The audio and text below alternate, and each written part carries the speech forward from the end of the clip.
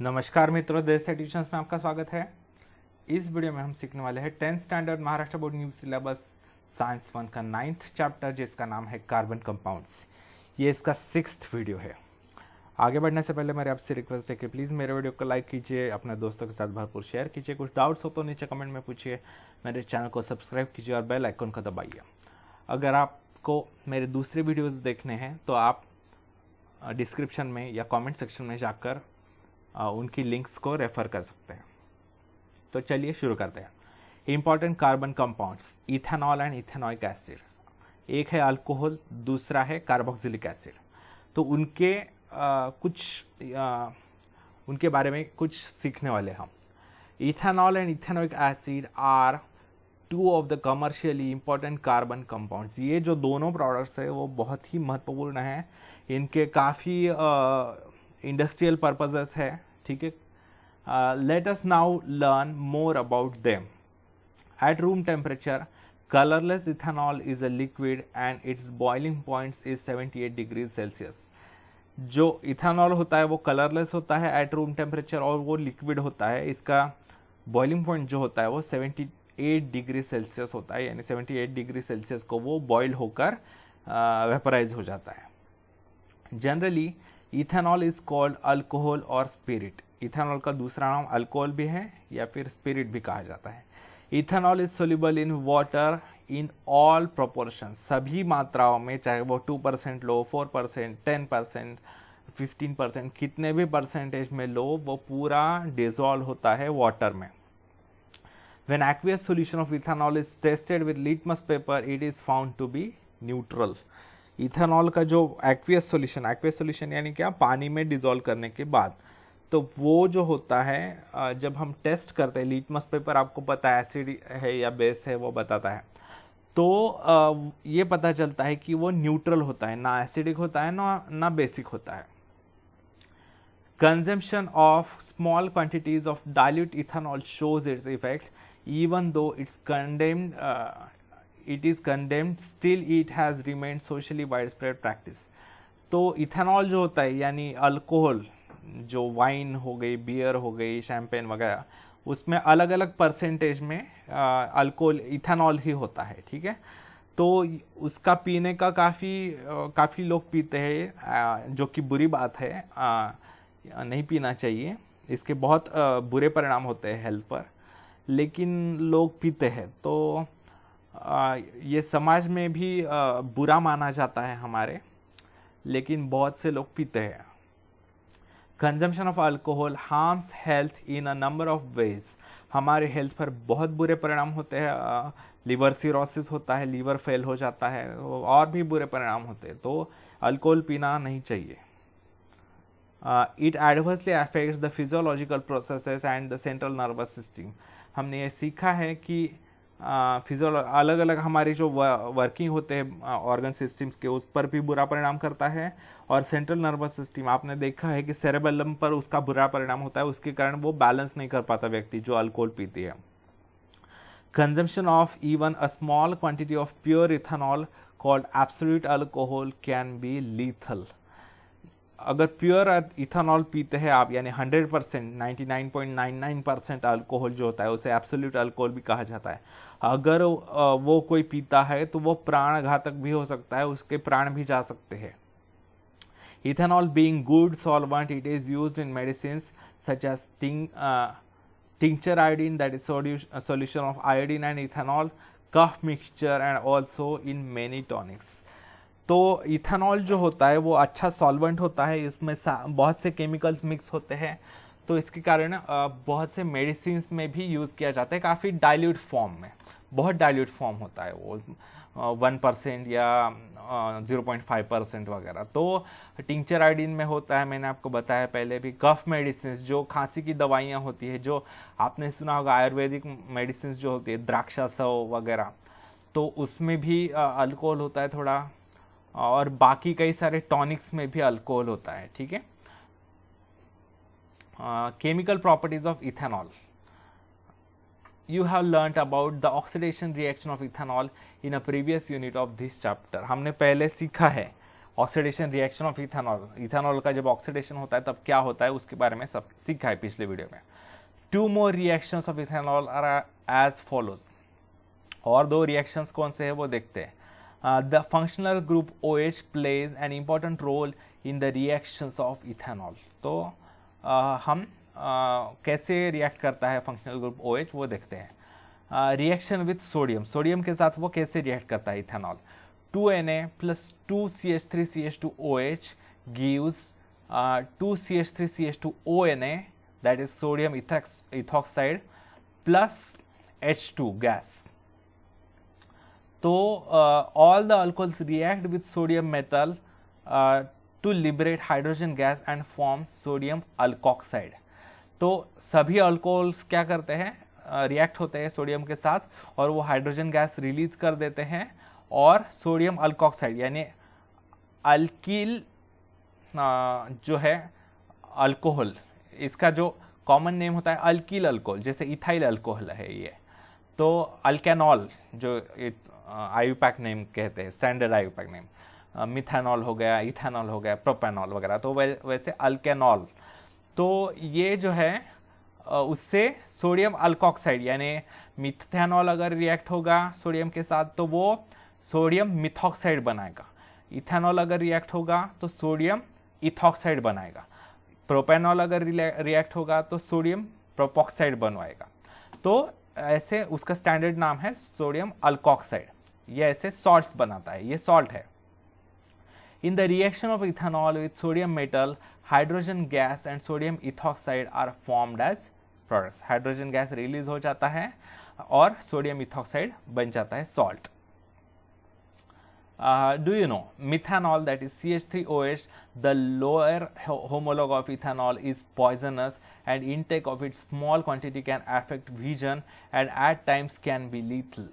तो मिथेनॉल जो होता है इसका lower version, lower homologue ethanol का, वो काफ़ी पॉइजनस होता है। अगर आप थोड़ी मात्रा में भी पीते हैं तो उसका दृष्टि जा सकती है, आंखों की दृष्टि जा सकती है और प्राणघातक भी हो सकता है। तो आपने कई बार न्यूज़ सुनी होगी कि पॉइजनस अल्कोहल पीने से कई लोगों की दृष्टि चली गई या फिर कई लोगों की मृत्यु हो गई, तो उसमें मिथेनॉल मिक्स्ड होता है, ऐसे इसके कारण यह होता है। To prevent the misuse of the important commercial solvent ethanol, it is mixed with the poisonous methanol. तो बहुत बार जब इथेनॉल यूज किया जाता है सॉल्वेंट के साथ तो उसको मिथेनॉल के साथ मिक्स किया जाता है, ठीक है। Such ethanol is called denatured spirit, उसको कहा जाता है denatured spirit. A blue dye is also added to it so that it is easily recognized. उसमें ब्लू कलर भी ऐड किया जाता है ताकि पता चल सके कि ये पीने के लिए नहीं है, ये पॉइजनस है, इसमें मिथेनॉल मिक्स किया हुआ है इस इथेनॉल में। तो आपने देखा होगा, अभी तो आपको पता ही होगा कि कोरोना के काल में सैनिटाइजर जो होते हैं वो ब्लू कलर के होते हैं, तो वो इसी अल्कोहल से बनाए हुए होते हैं, इथेनॉल और मिथेनॉल को मिक्स करके, और उसमें ब्लू कलर डाला जाता है ताकि लोगों को पता चले कि ये पॉइजनस है।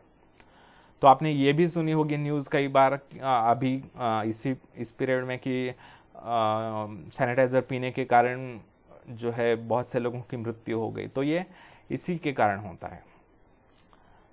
Note, this activity should be demonstrated by the teacher. अभी जो एक्सपेरिमेंट दिया गया है नीचे वो टीचर के निरीक्षण में करना है, आप अपने आप से ना करें क्योंकि उसमें खतरा हो सकता है। apparatus, big test tube, delivery tube fitted in a rubber cork, knife, candle etc. ये कुछ साहित्य हमें लगता है। और केमिकल्स कौन से लगते हैं, sodium metal, ethanol, magnesium ribbon, ये कुछ लगते हैं। प्रोसीजर क्या करनी है, take 10 ml of ethanol in a big test tube, बड़ी सी टेस्ट ट्यूब होती है बहुत बड़ी, उसमें 10 ml इथेनॉल लेना है। Cut sodium metal into 2-3 pieces of a serial grain size, put the sodium pieces into the ethanol in the test tube and fix the gas delivery tube for to the test tube. 2-4 छोटे छोटे टुकड़े sodium के डालने हैं ethanol में और उसको जल्दी से ढक्कन लगाना है, जिस कॉर्क में गैस डिलीवरी ट्यूब, एक ट्यूब बिठाई हुई होनी चाहिए उसमें। Take a burning candle near the outlet of the gas delivery tube and observe, तो उस जो जहां से वो ट्यूब का मुंह है उसके पास एक बर्निंग कैंडल लेके जाइए, क्या होता है ऑब्जर्व करना है। अभी इस क्वेश्चन के आंसर आप टेक्स्ट बुक में लिख सकते हैं। Which is the combustible gas coming out of the gas delivery tube. अगर आप उस कैंडल को ले जाओगे, आग को ले जाओगे उस ट्यूब के मुंह के पास, तो वो बहुत ब्राइटली जलेगी, ठीक है, क्योंकि उसमें से जो है कंबस्टिबल गैस जो है निकल रहा है, जिसका जो है हाइड्रोजन गैस H2, ठीक है। Why do the sodium pieces appear to dance on the surface of ethanol? Sodium pieces dancing कर रहे हैं, ऐसा क्यों दिखाई देता है, यानी उड़ रहे हैं, वो सरफेस पर उड़ते हैं हल्के हल्के, ऐसा क्यों दिखाई देता है? Because of bubbles of hydrogen gas releasing. Hydrogen के इस रिएक्शन में, इथेनॉल और सोडियम के रिएक्शन में हाइड्रोजन गैस रिलीज होता है, तो उसके बबल्स जो निकल रहे हैं ऊपर, तो उनके कारण वो जो पीसेस ऑफ सोडियम है वो ऐसे अपीयर होता है कि वो डांस कर रहे हैं, उड़ रहे हैं, हल्के हल्के उड़ते हैं। Repeat the above procedure using magnesium ribbon instead of sodium. अगर आप सोडियम के स्थान पर मैग्नीशियम डालोगे तो हाइड्रोजन नहीं फॉर्म होगा, ठीक है। Do you see gas bubble release from the piece of magnesium ribbon? No, there would not be hydrogen gas released. Does magnesium metal react with ethanol? No, magnesium metal does not react with ethanol. In previous standard, you have learned that a moderately reactive metal such as magnesium reacts with strong acid to liberate hydrogen gas. देखिए, sodium highly reactive होता है, बहुत ज्यादा reactive होता है, लेकिन magnesium जो होता है वो उतना रिएक्टिव नहीं होता, वो मॉडरेटली रिएक्टिव होता है। लेकिन मैग्नीशियम जब बहुत स्ट्रॉन्ग एसिड के कांटेक्ट में आता है तब वो रिएक्ट करके हाइड्रोजन गैस रिलीज करता है, ठीक है। दो ethanol is neutral, it reacts with sodium metal and liberates hydrogen gas. Sodium being highly reactive metal, it reacts with the neutral functional group OH of ethanol. लेकिन sodium बहुत active होता है metal, बहुत ही रिएक्टिव होता है, तो वो क्या करता है, ऑल्दो इथेनॉल इज न्यूट्रल, वो एसिडिक भी नहीं होता, बेसिक भी नहीं होता, न्यूट्रल होता है, लेकिन उसके साथ भी उसको भी चैन से नहीं रहने देता सोडियम जो है, वो उसके साथ भी रिएक्ट होकर हाइड्रोजन गैस रिलीज कर देता है, ठीक है, क्योंकि वो बहुत रिएक्टिव होता है सोडियम। लेकिन मैग्नीशियम उतना रिएक्टिव नहीं होता, तो वो नहीं होता रिएक्ट इसके साथ, इथेनॉल के साथ। Dehydration reaction. When ethanol is heated at the temperature 170 degrees Celsius with excess amount of concentrated sulfuric acid, one molecule of water is removed from its molecule to form ethene, an unsaturated compound. जब आप ethanol को heat करोगे concentrated sulphuric acid के साथ, H2SO4 के साथ, जब वो 170 डिग्रीज तक पहुंच जाएगा, तब क्या होगा, वाटर मॉलिक्यूल उसमें से निकल जाएगा, इथेनॉल में से वाटर निकल जाएगा। तो वाटर का रिमूवल उसे कहते हैं dehydration. CH3CH2OH when heated, that is 170 degrees Celsius, in presence of concentrated H2SO4 that is sulfuric acid, gives ethene, ठीक है, CH2 double bond CH2 plus H2O, that is water molecule is removed. Here concentrated sulfuric acid acts as dehydrating agent. ये जो है dehydrating agent के तौर पर काम करता है, यानी वाटर रिमूव करने को इसको प्रोवोक करता है। Explain by writing a reaction what will happen when pieces of sodium metal are put in N-propyl alcohol. अगर N-propyl alcohol में आप सोडियम मेटल डालोगे तो क्या होगा, ये पूछा है। देखिए, रिएक्शन लिखने को कहा है, मैं आपको दिखाता हूँ। देखिए, यह है एन प्रोपिल अल्कोहल, क्या फॉर्मूला है उसका, CH3CH2CH2OH, प्रोपिल यानी 3 कार्बन होनी चाहिए, प्लस Na, बैलेंसिंग के लिए 2CH3CH2CH2OH plus 2Na gives 2CH3CH2CH2ONa। This is sodium propoxide, ये है सोडियम प्रोपॉक्साइड सॉल्ट, और हाइड्रोजन गैस रिलीज हो रहा है। जब गैस कोई रिलीज होता है तब ऐसे अपवर्ड एरो दिखाते हैं, ठीक है, ऐसे। आगे बढ़ते हैं। Explain by writing a reaction which product will be formed on heating N-butyl alcohol with concentrated sulphuric acid. अगर एन ब्यूटिल अल्कोहल को आप कॉन्सेंट्रेटेड सल्फ्यूरिक एसिड के साथ रिएक्ट हीट करोगे तो क्या होगा, देखिए CH3 CH2 CH2 CH2 OH, ये है एन ब्यूटिल अल्कोहल, ठीक है। H2SO4 मिक्स किया उसमें और हीट कर दिया तो क्या बनेगा, CH3 CH2 CH double bond CH2 plus H2O, water will be removed and one butene will be form. देखिए ये डबल बॉन्ड कहाँ बन रहा है, ये अगर आपको पता करना है तो जहां से OH रिमूव हो रहा है उस कार्बन के साथ जो अटैच कार्बन है उन दोनों के बीच में डबल बॉन्ड बनेगा, ये याद रखना है। तो ये हो गया वन ब्यूटीन। चलिए आगे बढ़ते हैं। Science, alcohol a fuel. The sugarcane plant transforms solar energy into chemical energy very efficiently। sugarcane plant जो होता है वो क्या करता है, साखर कारखाना जिसे कहते हैं, वो सोलर एनर्जी को कन्वर्ट करता है केमिकल एनर्जी में बहुत efficiently. When molasses obtained during production of sugar from sugarcane is subjected to fermentation, alcohol that is ethanol is formed। जब मोलासेस, मरी ज्याला म्हणतात, मोलासेस जो पाए जाते हैं शुगर बनाते समय जो बाय प्रोडक्ट होता है साइड प्रोडक्ट, तो वो उसका जब फर्मेंटेशन किया जाता है तब अल्कोहल पाया जाता है। On combustion in sufficient air, ethanol gives carbon dioxide and water as the only products. जब इथेनॉल को सफिशिएंट एयर, प्रॉपर मात्रा में एयर सप्लाई करके अगर जलाया जाता है तो वो ऑफ कोर्स कार्बन डाइऑक्साइड और वाटर रिलीज करेगा। In this way ethanol is a clean fuel. तो ये एक क्लीन फ्यूल है, कोई पोल्यूशन नहीं करता, ठीक है, वाटर रिलीज कर रहा है और carbon dioxide. Therefore in some countries it is used as an additive to increase the efficiency of petrol, such a fuel is called gasohol। तो बहुत से देशों में इथेनॉल ऐड किया जाता है पेट्रोल में, ठीक है, ताकि पेट्रोल पर, हमारे देश में भी किया जाता है ऐसा, 10% आई थिंक अल्कोहल ऐड किया जाता है हाँ, हमारे देश में पेट्रोल में। तो उसके कारण क्या होता है, हमारा जो मोस्ट ऑफ द ऑयल जो है, पेट्रोल डीजल वगैरह हम इंपोर्ट करते हैं, तो उसमें बहुत खर्चा हो जाता है हमारा, तो वो खर्चा बचाने के लिए हम ऐसा करते हैं।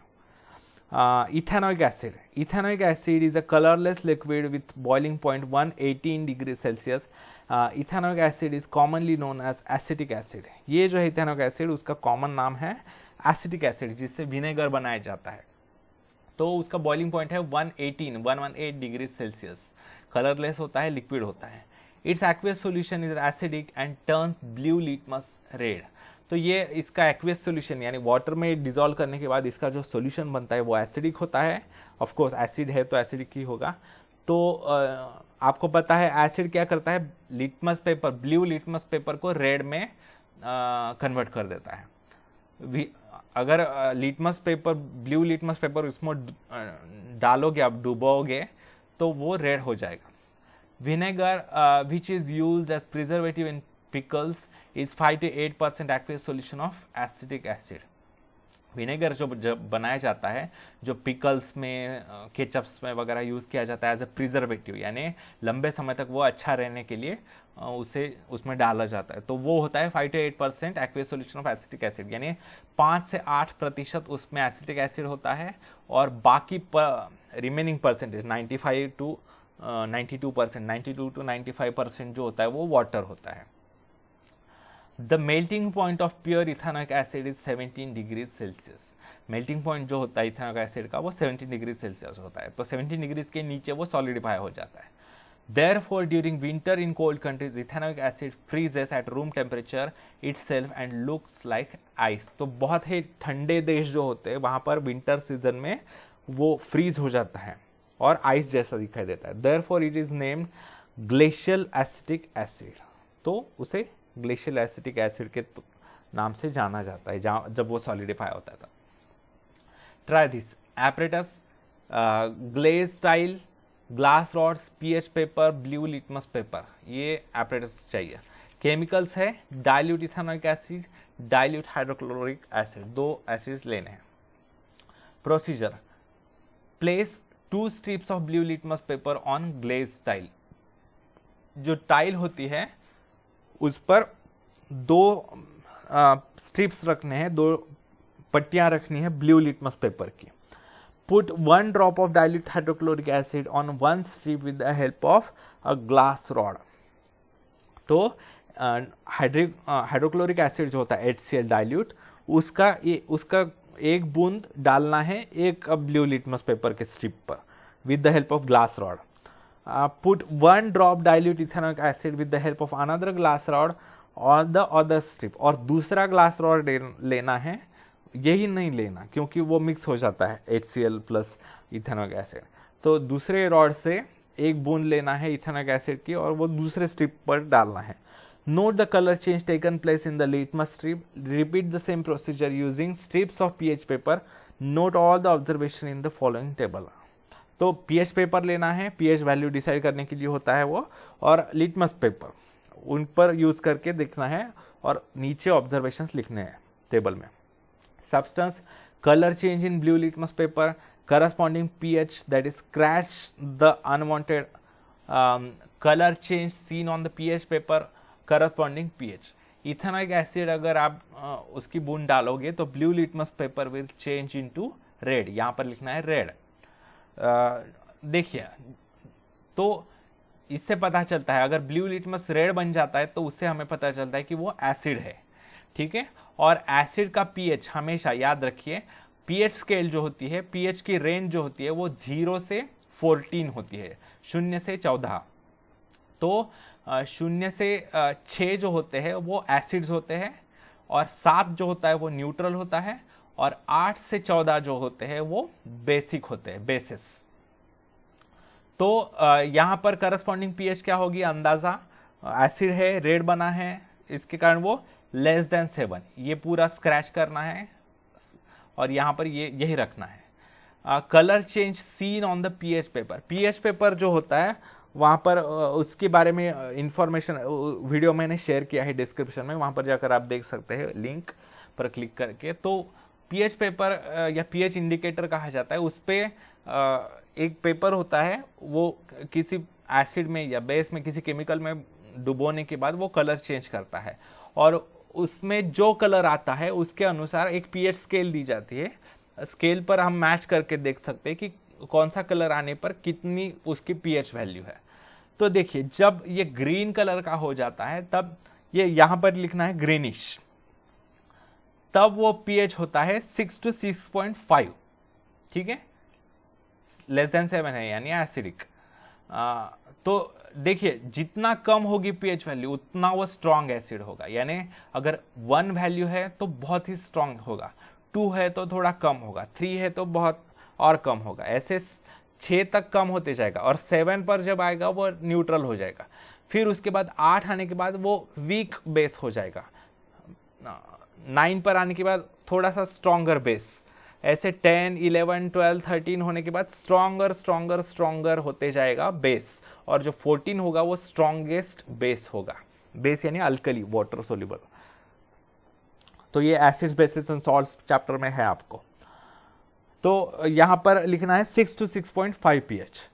हाइड्रोक्लोरिक एसिड जो है HCl, यहां पर भी रेड हो जाएगा वो, यहां पर लेस देन 7 होगी पीएच वैल्यू अंदाजा, और ये लाइट ग्रीन होगा, लाइट ग्रीनिश कलर। तो इसकी पीएच वैल्यू पीएच स्केल पर देखने के बाद होगी 5 to 6, यानी ये ज्यादा कॉन्सेंट्रेटेड है। मैंने बताया आपको, जितनी वैल्यू कम होगी उतना वो कॉन्सेंट्रेटेड या स्ट्रॉन्ग होगा एसिड, ठीक है। चलिए, which one of ethanoic acid and hydrochloric acid is stronger, कौन सा एसिड स्ट्रॉन्गर है। तो देखिए, इसकी पीएच वैल्यू कम है हाइड्रोक्लोरिक एसिड की, तो hydrochloric acid would be stronger than ethanoic acid. which indicator paper out of blue litmus paper and pH paper is useful to distinguish between ethanoic acid and hydrochloric acid। pH paper use करेंगे आप या litmus paper use करेंगे पता करने के लिए कि ये इथेनॉइक एसिड है या हाइड्रोक्लोरिक एसिड है। तो देखिए, लिटमस पेपर अगर आप यूज करोगे ब्लू लिटमस, तो दोनों बार वो रेड ही हो रहा है। लिटमस पेपर केवल यही बताता है कि वो एसिड है या बेस है, ये नहीं बताता कि उसका कॉन्सेंट्रेशन कितना, उसकी पीएच वैल्यू नहीं बताता। तो ये दोनों बार रेड ही होगा, तो उससे तो हमें यही पता चलेगा कि वो एसिड है, लेकिन ये नहीं पता चलेगा कि कौन सा इथेनॉइक एसिड है, कौन सा हाइड्रोक्लोरिक एसिड है। तो ये पता करने के लिए हमें पीएच पेपर यूज करना पड़ेगा, ठीक है। जब जो कलर आएगा उसमें, तो वो जो स्ट्रॉन्गर होगा वो HCl होगा और जो वीकर होगा वो इथेनॉइक एसिड होगा। तो हमें अगर बताया कि ये इसमें 2 एसिड्स है, एक में इथेनॉइक एसिड है, एक HCl है हाइड्रोक्लोरिक एसिड, उसमें से आपको बताना है कि कौन सा है, तो पीएच पेपर की मदद से आप बता सकते हैं। Chemical properties of ethanoic acid, अभी देखते हैं chemical properties of ethanoic acid. Ethanoic acid contain carboxylic acid as its functional group, इसमें carboxylic acid as a functional group होता है। The chemical reaction of ethanoic acid are mainly due to this functional group, इसी functional group के कारण COOH, इसी functional group के कारण ही इसमें most of the chemical reactions होते हैं। रिएक्शन विद बेस, अभी ये एसिड है तो बेस के साथ जब एसिड और बेस रिएक्ट होते हैं तब मोस्टली सॉल्ट्स बनते हैं। अभी बेस के साथ कैसे रिएक्ट करना, a reaction with strong base, ethanoic acid gives neutralisation reaction with a strong base sodium hydroxide to form a salt and water. देखिए जब भी एसिड और बेस रिएक्ट होते हैं तब एक सॉल्ट बन जाता है, ये आपको याद रखना है। तब अगर समझ लीजिए इथेनॉइक एसिड आप रिएक्ट करते हैं सोडियम हाइड्रोक्साइड जो कि एक बहुत ही स्ट्रॉन्ग बेस है, तो वो सॉल्ट बनाता है और वाटर बनाता है। कौन सा देखते हैं, CH3COOH ये है इथेनॉइक एसिड प्लस NaOH ये है बेस, स्ट्रॉन्ग बेस, तो क्या हो रहा है CH3COONA, ठीक है, ये हो गया salt, sodium ethanoate plus water H2O। The IUPAC name of the salt formed here is sodium ethanoate while its common name is sodium acetate। IUPAC name जो है वो सोडियम इथेनोएट है और कॉमन नेम है सोडियम एसिटेट। यहाँ पर sodium है, ये ethanoate. You have learned in the previous standard that acetic acid is a weak acid. Will the salt sodium acetate be neutral? देखिए इन्होंने ये पूछा है, हमने सीखा है कि एसिटिक एसिड जो होता है इथेनॉइक एसिड वो एक वीक एसिड होता है, तब उन्होंने ये पूछा कि सोडियम एसिटेट क्या न्यूट्रल होगा या एसिडिक होगा या बेसिक होगा। तो देखिए ये वीक एसिड है, रिएक्ट हो रहा है स्ट्रॉन्ग बेस के साथ, तो जो सॉल्ट बनेगा वो हल्का सा लिटिल बेसिक होगा क्योंकि यहां पर बेस स्ट्रॉन्ग है। तो ये जो सॉल्ट होगा उसका जो एक्वेस सॉल्यूशन होगा यानी वाटर में डिसॉल्व करने के बाद उसका जो सॉल्यूशन होगा वो लिटिल वीक बेस होगा, ठीक है, लिटिल बेसिक होगा। आगे बढ़ते हैं। Apparatus, big test tube, small test tube, bent gas delivery tube, rubber कॉक, थिसल फनेल, स्टैंड एटसेट्रा। एक बड़ी सी टेस्ट ट्यूब लेनी है, एक छोटी टेस्ट ट्यूब लेनी है, एक गैस डिलीवरी ट्यूब बिठानी है, रबर कॉर्क और थिसल फनेल यानी फनेल होता है आपको पता है, स्टैंड ये लेना है। Chemicals, acetic acid, sodium carbonate powder, freshly prepared lime water. Procedure, arrange the apparatus as shown in figure. पूरे एपरेटस ऐसे अरेंज करने हैं, एक बड़ी सी टेस्ट ट्यूब उसे स्टैंड के सहारे से बिठाना है, उसमें कॉर्क पहले केमिकल्स डालने हैं जो आवश्यक है वो, उसके बाद कॉर्क बिठाना है, उसमें ये फनेल बिठाना है, थीसल फनेल उसका नाम है, फिर ये जो है गैस डिलीवरी ट्यूब बिठानी है और वो उसका मुंह डालना है एक छोटे टेस्ट ट्यूब में, ये है स्मॉल टेस्ट ट्यूब, ठीक है। ये है बिग टेस्ट ट्यूब, उसमें है एसिटिक एसिड और फ्रेशली प्रिपेयर्ड लाइम वाटर यानी कैल्शियम कार्बोनेट होता है, ये यहाँ पर है वो छोटे स्मॉल टेस्ट ट्यूब में, और यहाँ पर डाला है हमने सोडियम कार्बोनेट। तो प्रोसीजर देखिए, arrange the apparatus as shown in figure, place sodium carbonate powder in the big test tube, इसमें सोडियम कार्बोनेट पाउडर डालनी है, pour 10 ml acetic acid through the thistle funnel, ये जो है सोडियम कार्बोनेट के particles डालने हैं पाउडर, फिर उसे कॉर्क लगा देना है ढक्कन, और ये थीसल फनेल से हमें 10 ml एसिटिक एसिड डालना है उसमें। Observe the changes taking place in the two test tubes, यहाँ पर क्या चेंज हो रहे हैं और यहाँ पर क्या चेंज हो रहे हैं वो देखना है। First, which gas does come out as effervescence in the big test tube? Why are bubbles seen in the small test tube? यहाँ पर क्यों bubbles दिखाई दे रहे हैं? और what is the color change in the lime water? Write the related equation. ये सब कुछ यहाँ पर आगे है, तो हम देखते हैं इसके answers. In this activity, ethanoic acid reacts with basic salt, namely sodium carbonate, to form a salt named sodium ethanoate, water and carbon dioxide gas. Ethanoic acid react होता है सोडियम कार्बोनेट के साथ. सोडियम कार्बोनेट क्या है? एक salt है, लेकिन उसका नेचर है बेसिक. तो बेसिक सॉल्ट और acid are of course will react. हाँ, तो वो रिएक्ट होकर सॉल्ट बनेगा, सोडियम इथेनॉएट, वाटर बनेगा और कार्बन डाइऑक्साइड गैस रिलीज होगा. देखिए 2CH3COOH एक्वियस यानी वाटर में डिजोल्व किया हुआ, प्लस Na2CO3 ये है सोडियम कार्बोनेट, गिव्स CH3COONA ये है सोडियम इथेनॉएट एक्वियस वाटर में dissolve, plus H2O water plus CO2 gaseous. ठीक है, carbon dioxide. The CO2 gas of the effervescence passes through the gas delivery tube and reacts with the lime water in the small tube, test tube. Effervescence यानी जोर से आ रहा है, वो जल्दी जल्दी में गैस रिलीज होता है, क्योंकि फास्ट रिएक्शन होती है और फास्ट वो गैस रिलीज होता है. Effervescence यानी फास्ट आना, जोश में. तो जो है वो कार्बन डाइऑक्साइड जो है रिलीज हुआ, या इस रिएक्शन के बाद जो यहाँ पर तो सॉल्ट रहता है सोडियम इथेनॉएट, लेकिन जो गैस रिलीज हो रहा है कार्बन डाइऑक्साइड वो यहाँ से यहाँ पर इस टेस्ट ट्यूब में आता है. और यहाँ पर जो है लाइम वाटर है, वो लाइम वाटर होता है ट्रांसपेरेंट यानी कलरलेस. तो वो लाइम वाटर के साथ कार्बन डाइऑक्साइड रिएक्ट हो जाता है और क्या होता है देखिए, लाइम वाटर टर्निंग मिल्की, यानी जो ट्रांसपेरेंट लाइम वाटर होता है वो मिल्की हो जाता है, दूध जैसा बन जाता है, व्हाइट कलर का. Is the test of carbon dioxide gas. ये सिम्टम है, ये एक लक्षण है कि उसमें कार्बन डाइऑक्साइड गैस रिलीज हो रहा है, मिक्स हो रहा है. If sodium bicarbonate is used instead of sodium carbonate in the above activity, similar observation are obtain. तो यहाँ पर ये है सोडियम कार्बोनेट, उसके स्थान पर सोडियम बाइकार्बोनेट अगर यूज किया, CH3COOH plus NaHCO3 gives CH3CONA plus H2O plus CO2. ठीक है, ऐसे रिएक्ट होगा.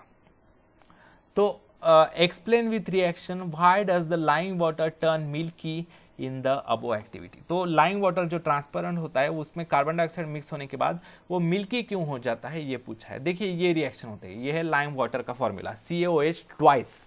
ये जब ब्रैकेट होता है, ये दोनों साथ में है और दो बार है, तो उसे कहते हैं twice, CaOH twice plus CO2, carbon dioxide इसमें मिक्स हो रहा है, रिएक्ट हो रहा है, गिव्स CaCO3 प्रेसिपिटेट. ये नीचे एरो कब दिखाते हैं, जब प्रेसिपिटेट बनता है. प्रेसिपिटेट किसे कहते हैं, जब जमा होता है. देखिए आपका जो 9th स्टैंडर्ड में प्रेसिपिटेशन चैप्टर था ज्योग्राफी में, वो अलग है. Geographical precipitation is different. ये प्रेसिपिटेशन यानी प्रेसिपिटेट यानी नीचे जमा होना, या तो सॉलिड फॉर्म में या सेमी सॉलिड फॉर्म में, ऐसे उसे कहते हैं प्रेसिपिटेट. तो CaCO3 जो है कैल्शियम कार्बोनेट बनता है जो मिल्की होता है, मिल्की व्हाइटिश कलर का, व्हाइट कलर का दूध जैसा, और H2O. ठीक है, ऐसे. ये है रिएक्शन, ये लिख लीजिए टेक्स्ट बुक में. आगे, explain the reaction that would take place when a piece of sodium metal is dropped in ethanoic acid. देखिए इथेनॉइक एसिड में अगर सोडियम मेटल ड्रॉप किया जाता है तो कैसी रिएक्शन होगी, ये पूछा है. देखिए ये है इथेनॉइक एसिड, CH3COOH, 2CH3COOH ये है ethanoic acid, plus 2Na gives CH3COONA, ये हो गया सोडियम इथेनॉएट प्लस H2. ठीक है, ऐसे. तो यहां पर देखिए 2 होना चाहिए, मैं भूल गया यहां लिखना.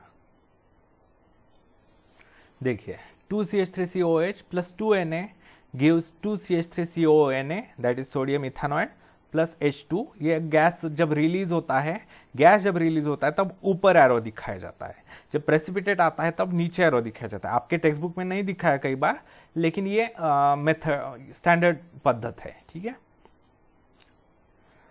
2 test tubes contain 2 colorless liquids, ethanol and ethanoic acid. explain by writing reaction which chemical test you will perform to tell which substance is present in which test tube। दो टेस्ट ट्यूब में आपको बताया गया है कि एक में ethanol है और दूसरे में इथेनोइक एसिड है। तो आपको कौन सी टेस्ट करने के बाद आपको पता चलेगा कि कौन से इसमें कौन सा केमिकल है, किसमें इथेनॉल है और किसमें इथेनोइक एसिड है।